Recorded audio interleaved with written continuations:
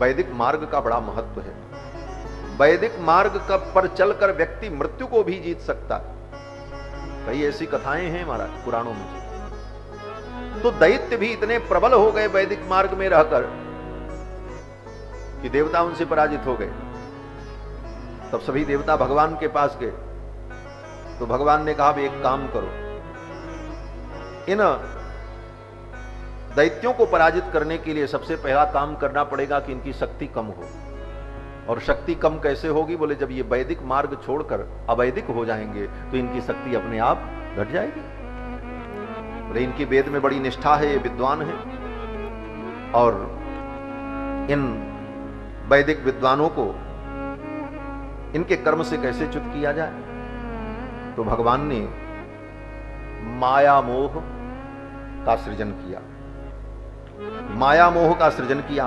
माया मोहेन ते दैत्या वेद मार्गात् अपाकृतः। माया मोह के द्वारा वे वेद मार्ग से अपाकृत हुए। पधारो महाराज।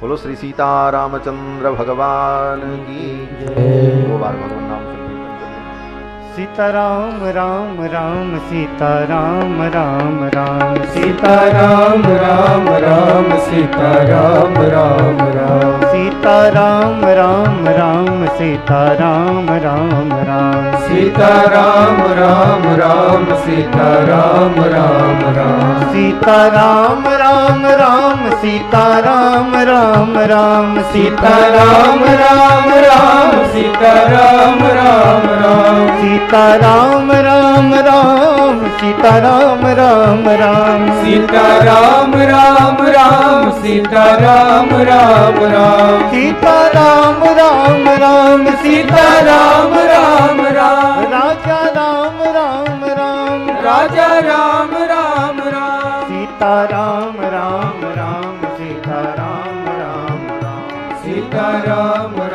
राम सीताराम राम राम सीताराम राम राम सीताराम राम राम सीताराम राम राम सीताराम राम राम सीताराम राम राम सीताराम राम राम सीताराम राम राम सीताराम राम राम सीताराम राम राम सीताराम राम राम सीताराम राम सीताराम राम राम सीताराम राम राम ओ सीताराम राम राम सीताराम राम राम सीताराम राम राम सीताराम राम राम ओ सीताराम राम राम सीताराम राम राम सीताराम राम राम सीताराम राम राम सीताराम राम राम सीताराम राम राम सीताराम राम राम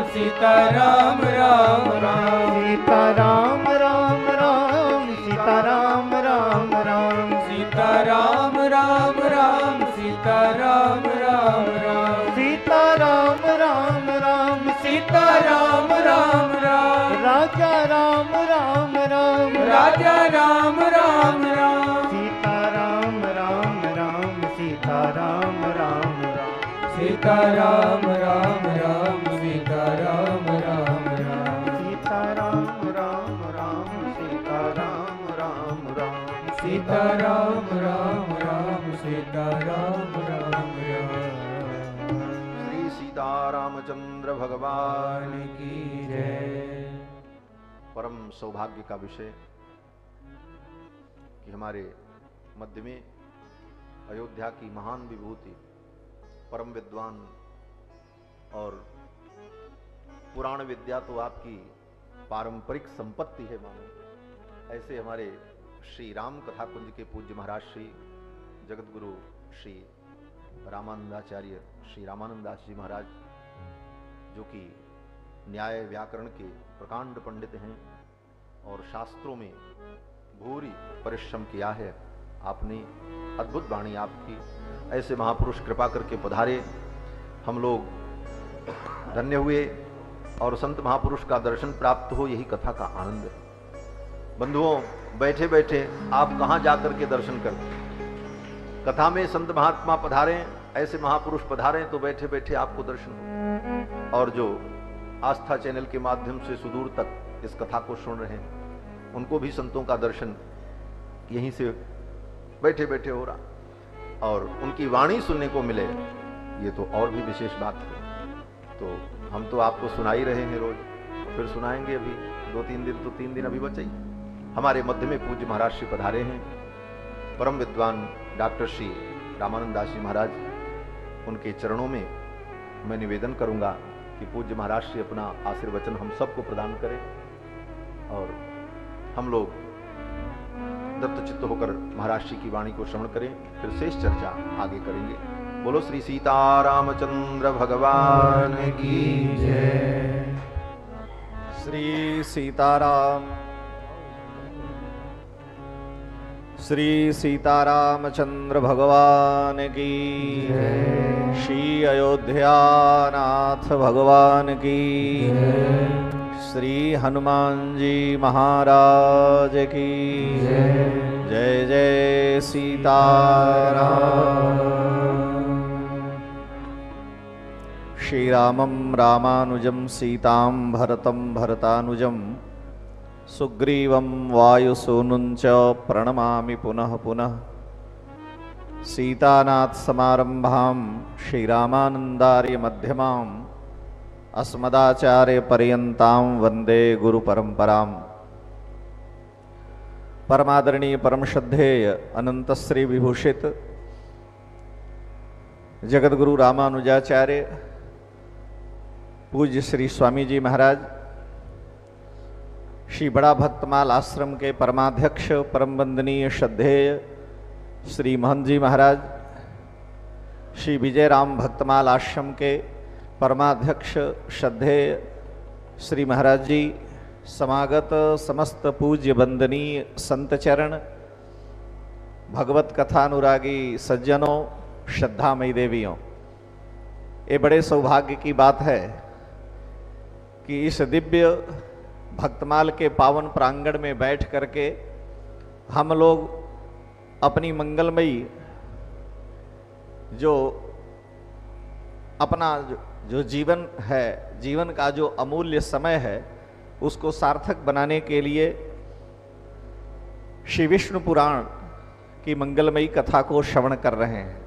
जैसा कि सर्वविदित है, भारत के कोने कोने में प्रायः जहां भी आप जाएंगे, बड़ा भक्तमाल की परंपरा का कोई न कोई संत आपको अवश्य ही मिलेगा।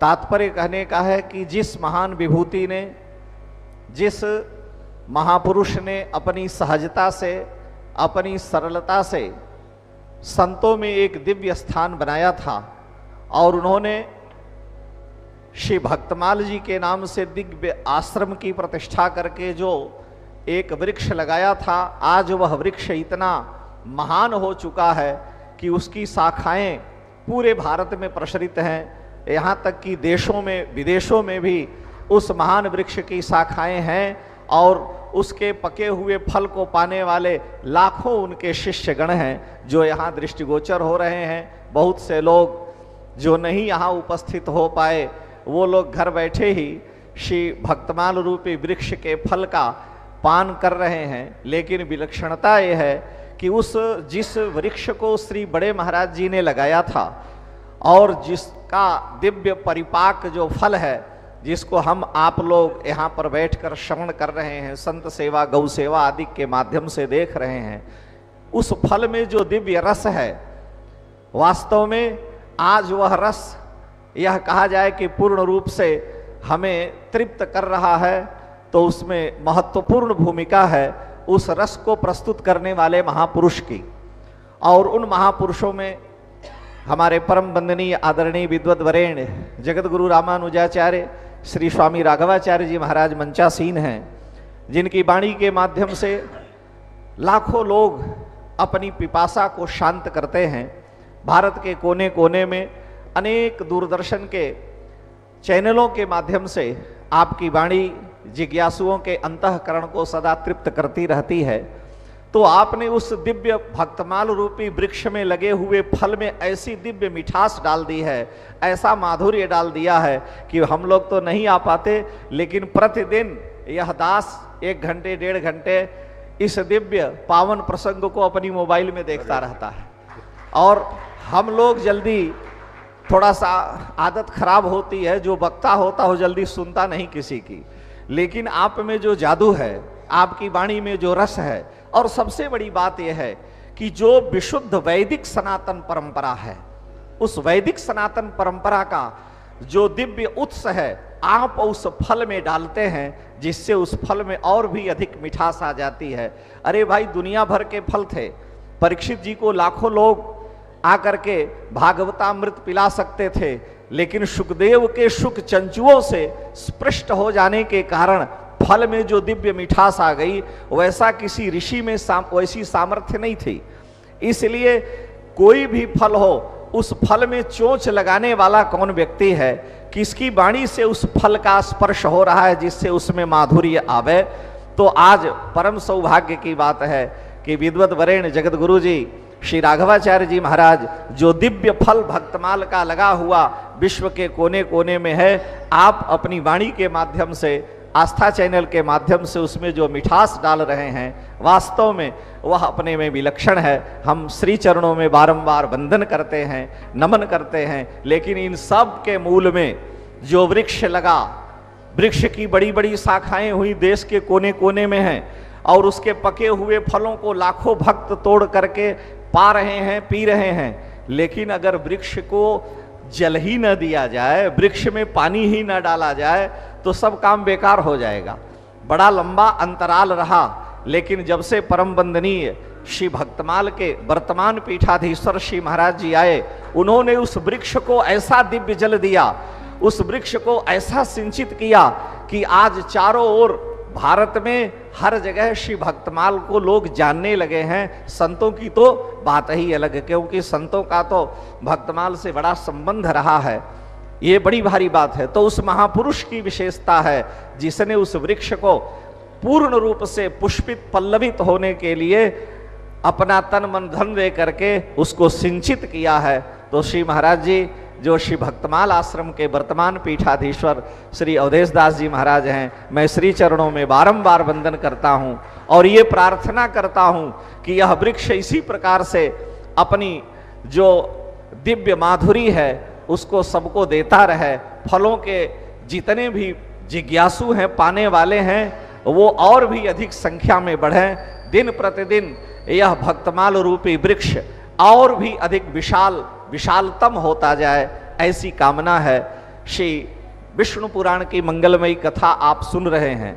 विष्णु पुराण की कथा अन्य पुराणों की अपेक्षा और भी विलक्षण है, क्योंकि सारे पुराणों की रचना तो व्यास जी ने किया और व्यास जी के बाप श्री पराशर महर्षि ने विष्णु पुराण की रचना की है, जिसमें जो वैष्णवों का परम धन है, वैष्णवता के संपूर्ण जितने भी गुण हैं और लक्षण हैं श्री विष्णु पुराण में विद्यमान हैं।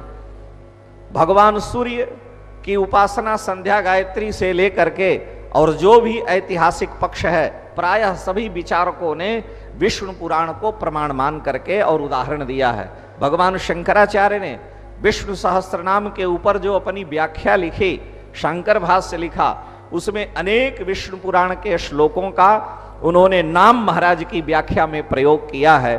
तो ऐसा महत्तम श्री विष्णु महापुराण है और श्री महाराज जी को मैं साधुवाद देता हूँ, वंदन करता हूँ श्री महंत जी का कि आपने विष्णु पुराण का चयन किसी दिव्य वैष्णव के मुख से सुनने की जो कामना की चयन किया, इसके लिए बारंबार श्री महाराज जी वंदनीय है। भक्तमाल जैसे आश्रम में कोई नई बात हो, क्योंकि भक्तों का नित्य नवीन चरित होना चाहिए। तो आपने रामायण सुना होगा, आपने श्रीमद् भागवत सुनी होगी, लेकिन मुझे लगता है कि विष्णु पुराण की कथा आस्था चैनल के माध्यम से किसी सुयोग्य और अधिकारी विद्वान के द्वारा श्रवण करने को मिले, ऐसा कम होता है। आजकल तो नाच गाना के अलावा और कुछ लोग चाहते ही नहीं हैं, इसलिए विद्वान विचारे करें क्या, उनकी मजबूरी है, क्योंकि श्रोता ही उस प्रकार के हैं। परंतु अयोध्या के श्रोता समझदार हैं और अयोध्या के श्रोता प्रायः शांत दांत होकर के श्रवण करते हैं। बहुत से महापुरुष हैं जो इस दिव्य पावन प्रसंग को चैनल के माध्यम से अपनी मोबाइल में भी श्रवण कर रहे हैं। तो ऐसे समस्त महापुरुषों को अपनी दिव्य वाणी का रसपान कराने वाले श्री जगतगुरु जी महाराज, उनके सहयोगी और इस कार्यक्रम के मूल सूत्रधार वृक्ष में जो अपने प्रेम श्रद्धा समर्पण का जल डाल रहे हैं, ऐसे श्री महंत जी महाराज के चरणों में हम वंदन करते हैं और इन्हीं शब्दों के साथ अपनी वाणी को विराम। जगतगुरु जी भगवान के चरणों में बारंबार प्रणाम। जय श्री राम। बोलो श्री सीता रामचंद्र भगवान की जय। पूज्य महाराज श्री ने सार संक्षेप सब कुछ आपको बता दिया।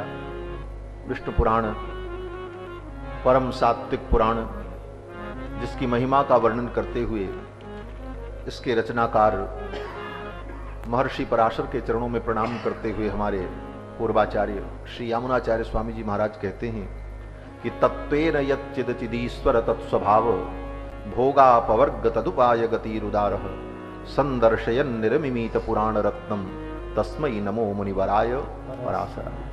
ये पुराण रत्न है महाराज। बंधुओं, मैं निवेदन कर रहा था कि दैत्य जब वैदिक धर्म का पालन करते हुए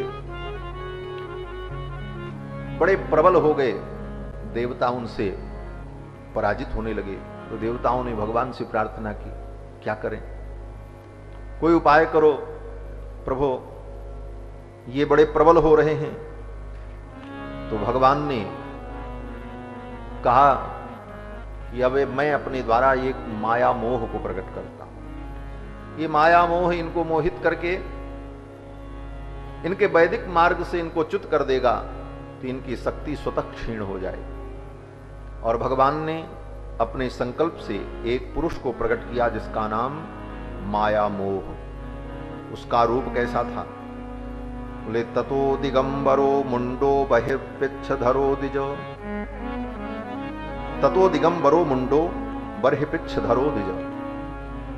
मुंडी, सिर मुड़ाए, और दिगंबर, शरीर पर कोई वस्त्र नहीं, मोर पंख का गुच्छा हाथ में लिए, माया मोहो सुरांस लक्षण इदम वचनम अब्रवीत।